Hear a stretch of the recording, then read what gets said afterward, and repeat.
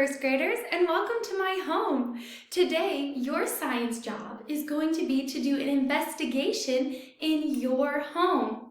So I invited you to mine today to show you what you should do.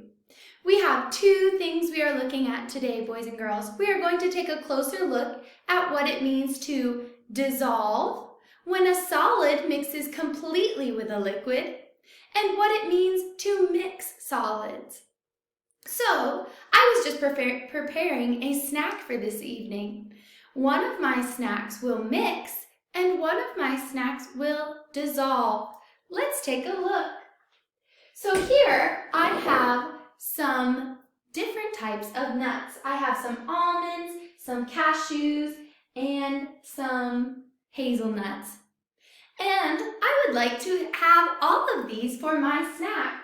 So I can mix these solids together. I can put a few almonds, I can put a few hazelnuts, and I can put a few hazelnuts and a few cashews.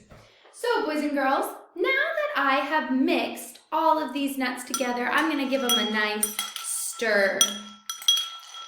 This is an example of a mixture, solids that mix together. You can still see all the different parts of my mixture.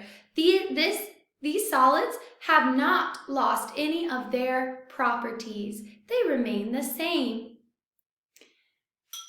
A second word that we are going to investigate, boys and girls, is going to be to dissolve. So here I have prepared a glass of tea.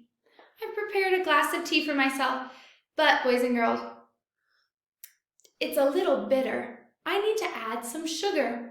Sugar is a solid and tea is a liquid. So when I mix the solid that is sugar with the liquid that is tea, what happens to the sugar in the bottom of my glass?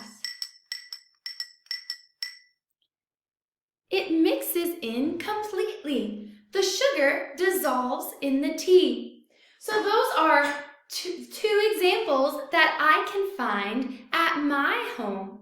What kind of examples can you find at your home? Give me one example of matter that mixes and one example of matter that dissolves that you can find in your home. Good luck, scientists!